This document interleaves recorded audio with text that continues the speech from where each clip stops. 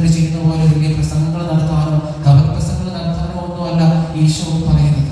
മറിച്ച് നമ്മൾ ആയിരിക്കുന്ന മേഖലകളിൽ മറ്റുള്ളവർക്ക് ഒരു പുഞ്ചിരി സമ്മാനിക്കുക, മറ്റുള്ളവർക്ക് ഒരു നല്ല വാക്കുകൾ പറയുക, അതുവഴിയൊക്കെ നമുക്ക് സുവിശേഷം ജീവിക്കുന്ന വ്യക്തികളായിട്ട് മാറാം.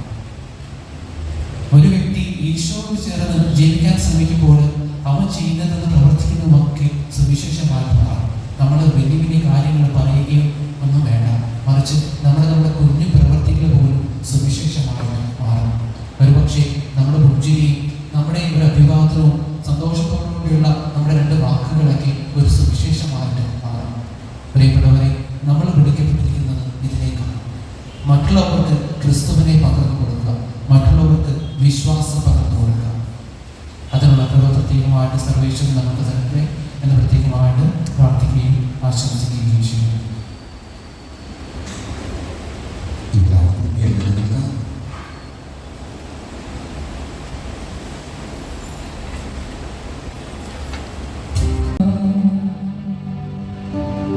ദൈവമേ, വഴിതെറ്റിയവർ നേർവഴിയിലേക്ക് തിരികെ വരാൻ പ്രാപ്തരാകേണ്ടതിന് അങ്ങ് ഈ സത്യത്തിന്റെ പ്രകാശം അവർക്ക് കാണിച്ചു കൊടുക്കുന്നവരല്ലോ.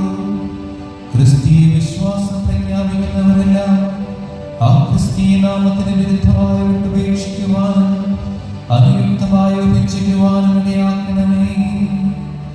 അങ്ങയോടുകൂടെ